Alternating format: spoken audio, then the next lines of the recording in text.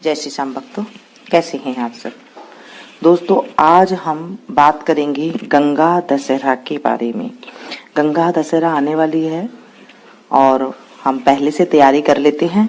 उसमें क्या क्या चीज चाहिए।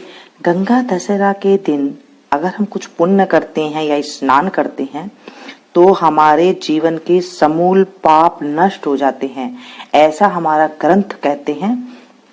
क्या करना चाहिए, किस विधि के साथ करना चाहिए, वो हम जानेंगे। देखिए, जेठ मास की शुक्ल पक्ष की जो 10वीं तिथि आती है ना, अभी शुक्ल पक्ष ही चल रहा है। जेठ मास की सुदी 10वीं तिथि को गंगा दशहरा आता है। गंगा दशहरा के दिन सुबह गंगा जी में नहाते हैं, गंगा जी की पूजा करते हैं और गंगा जी में दूध और बतासे चढ़ाते हैं। जल, रोली, चावल, मोली, नारियल, दक्षिणा, दिया चढ़ाकर धूप और दिया करते हैं। अगर हम गंगा जी जा सकते हैं तो गंगा स्नान जरूर करना चाहिए, लेकिन गंगा जी अगर हम नहीं जा सकते तो क्या करें। देखिए, पहले आप जिस बर्तन में स्नान करते हैं, बाल्टी में, पहले आप उसे अच्छे से धो लें, साफ कर लें, मांज लें, अच्छे से स्वच्छ कर लें। उसके बाद जहां पर आप जमीन में नहाएंगे, उस जमीन को जहां पर आप बैठ के स्नान करेंगे वहां पर भी बिल्कुल सफाई कर लें। उसके बाद उस बर्तन को बिल्कुल खाली कर दें जिसमें आप स्नान करेंगे, उसमें आप थोड़ा सा गंगा जल डाल दें। अगर आपके पास गंगा जल नहीं है तो आप थोड़ा सा गोमूत्र डाल लें, और अगर गोमूत्र भी नहीं है तो तांबे में रखा हुआ जल श्री गंगे गंगे कहकर भी उसमें डाल सकते हैं। उसमें पहले वो जल डाले, गंगा जल या गौमूत्र या फिर तांबे वाला जल, ये डाल करके उसके बाद आप जिस पानी से नहाते हैं वो पानी आप डाल लें। गंगा दशहरा के दिन तेल साबुन वगैरह नहीं लगाना चाहिए, क्योंकि हम गंगा स्नान कर रहे हैं ना, तो गंगा स्नान में हम तेल साबुन नहीं लगाते हैं। उसी विधि के अनुसार जब हम घर में भी स्नान करेंगे तो हमें उतना ही फल की प्राप्ति होगी। अब गंगा मैया को जब हम पहले हाथ जोड़कर स्मरण करेंगे, हे गंगा मैया, आज मैं आपके जल से स्नान कर रही हूँ और इससे मेरे समूल पाप नष्ट हो जाए, ये कहकर उस जल को पहले प्रणाम करें तो वो गंगा मैया ही बन जाती है। उसके बाद उस जल को थोड़ा सा हाथ में लेके इस तरह से कहना चाहिए। वैसे देखिए, संस्कृत भाषा में कहा जाता है, लेकिन संस्कृत भाषा जो है हर कोई नहीं बोल सकता है और ना ही जो है उच्चारण सही हो पाता है, कोई कोई बोल पाता है। तो मैं आपको सिंपल भाषा में बता देती हूँ कि किस तरह हमें बोलना चाहिए। हर हर गंगे इस तरह से बोलकर अयोध्या, मथुरा, काशी, अवंतिका, हरिद्वार, द्वारिका, मायापुरी, कांची, इस तरह से इन नदियों का नाम लेकर के और उस जल को फिर जिस बर्तन से आप स्नान कर रही है उससे आप स्नान कर ले, अच्छे से स्वच्छ हो जाए। और अच्छे से हर हर गंगे करके, अगर आपसे ये भी नहीं बोला जा रहा तो सिर्फ हर हर गंगे कहकर आप वहां पर स्नान कर लें, तो गंगा का जो है फल हमें मिल जाता है। और उसके बाद पूजा विधि ये है कि अगर आपके पास गंगा जी नहीं है तो आप किस में चढ़ाएंगे। आप एक परात ले लें, बड़ा बर्तन ले लें, चाहे बड़ा टोपिया ले ले, भगोला ले ले, जो भी आपके पास है, एक बड़ा बर्तन ले ले, उसमें पानी डालें। पानी डालने के बाद थोड़ा सा गंगा जल डाल सकते हैं पहले, उसके बाद पानी डालें। पानी डालने के बाद उसमें वो सब चीजें चढ़ाएं जो मैंने अभी आपको बताई है। दूध, बतासे, जल, रोली, चावल, मोली, नारियल, दक्षिणा और एक दिया। जैसे हम गंगा जी में जाते हैं तब आपने देखा है कि कागज के जो मिलते हैं, डोने कहते हैं ना, उसके अंदर बत्ती और वो वहां पर कपूर देते हैं और वो जला करके फिर हम वो थोड़ा सा पानी को आगे सरका देते हैं तो वो फिर वो आगे जो है बह जाता है। अब हम घर पे कैसे करेंगे? घर के भी बिल्कुल ऐसे ही करेंगे। पहले चावल चढ़ाएंगे, रोली चढ़ाएंगे, दूध चढ़ाएंगे, मूली चढ़ाएंगे, नारियल चढ़ाएंगे, दक्षिणा चढ़ाएंगे और दिया भी पास में जो है एक, आप अगर आपको दोना मिल जाए तो सही बात है, नहीं तो मिट्टी का दिया तो हर घर में होता ही है, क्योंकि जब हम दीपावली पर लेकर के आते हैं। अगर आपके पास कोरा दिया नहीं है, यानी कि बिल्कुल कोरा जो लेके मार्केट का आता है, ऐसा दिया नहीं है, तो आप जो जलाया हुआ दिया है उसे धो करके अच्छे से उसे यूज में ले सकते हैं।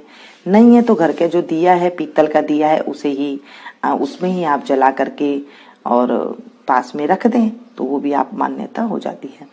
वैसे हो सके तो आप दोने वाला ले लें, जो दोने वाला होता है। नहीं तो आप जैसे कागज की नाव बनाते हैं ना बच्चे, वैसे आप उसमें भी बना करके आप उसमें जो है बत्ती रख सकते हैं। अगर आप लोग कहेंगे ज्यादा कमेंट्स आएगा तो मैं आपको परसों जो है आपको पूजा करके भी दिखा दूंगी, भाई किस तरह से घर के अंदर पूजा करें। फिर आप उन सबको मन में आएगा कि हम इन सब का क्या करें। पूजा करने के बाद जब जोत एकदम से अपने आप ही हो जाए, उसके बाद शाम के टाइम तक जैसे दिन छिपता है ना, उसके बाद उससे पहले ही पीपल में जाके चढ़ाया है कहीं पर उस जल को, या फिर किसी अपने घर पे ही किसी पौधे में डाल दे। इस तरह से कर लें और तो ये गंगा जी की पूजा मान्यता हो जाती है। कई घरों में गंगा दशहरा के दिन आपके घर में जितने मर्द होते हैं, बेटे हो, उतने जनों का 1.25 सेर आटे का चूरमा और पूड़ी बनाकर हनुमान जी की पूजा की जाती है। कई घरों में, जैसे बानियों के घर होते हैं, ब्राह्मणों के घर होते हैं, कई घरों में इस तरह से पूजा हो जाती है। कई घरों में कुछ अलग तरीके से पूजा होती है। जो नॉर्मल पूजा है वो मैंने आपको बताई है, लेकिन कई घरों में ऐसे पूजा की जाती है। हनुमान जी को जो है पूजा कर चूरमा और पूरी अपने नौकरों को और ब्राह्मणों को बांट देते हैं, और इस जो प्रसाद है इसको रात को बासी नहीं रखा जाता है। सब कोई उसे प्रसाद के रूप में ले लेते हैं और इस तरह से गंगा दशहरा की पूजा की जाती है कई घरों में। और जो नॉर्मल पूजा है मैंने आपको बता दी है। अब उसके बाद क्या करेंगे आप? उसके बाद आरती करेंगे, कथा करेंगे, उसके बाद आप आरती कर लें। कथा इस तरह से है,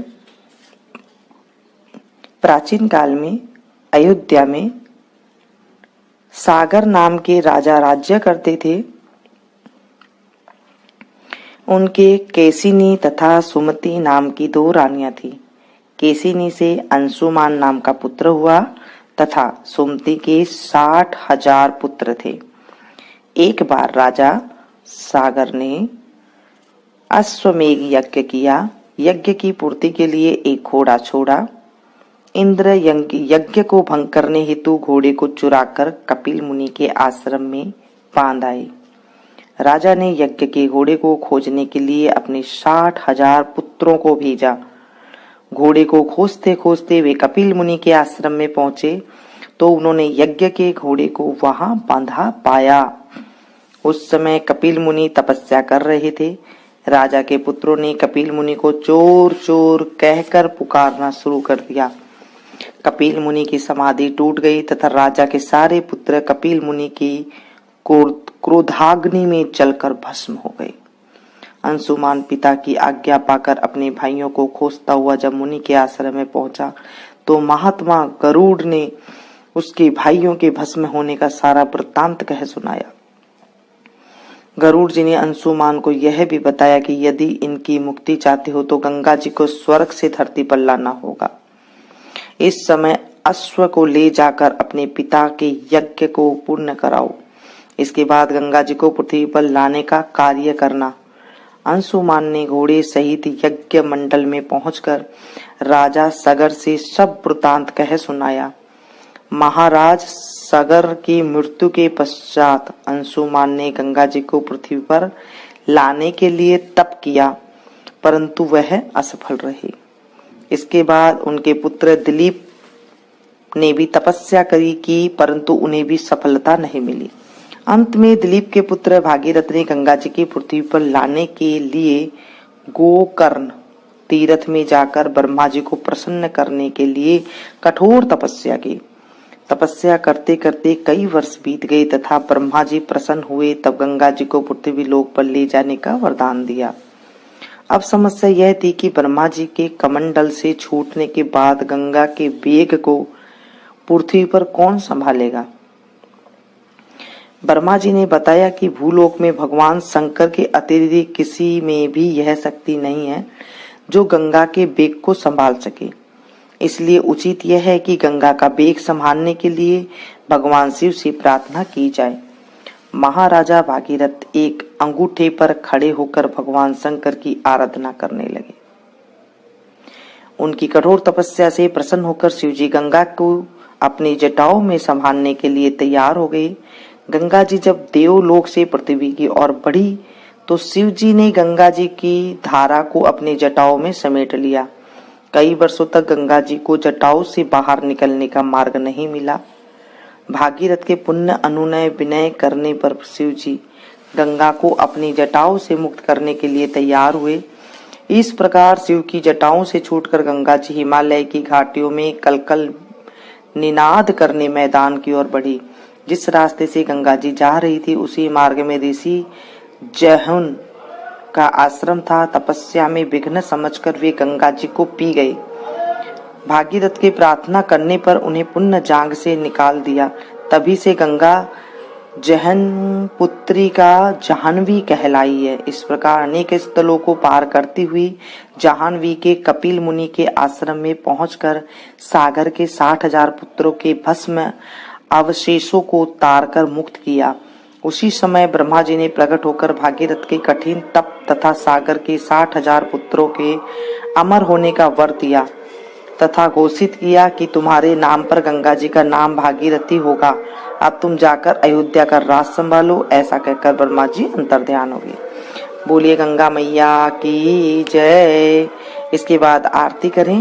दोस्तों पसंद आए तो प्लीज एक लाइक जरूर दें। इसे ज्यादा से ज्यादा अपनों के साथ शेयर कीजिएगा ताकि औरों को भी लाभ मिल सके। मिलती हूँ मैं फिर एक नई जानकारी के साथ। Thank you.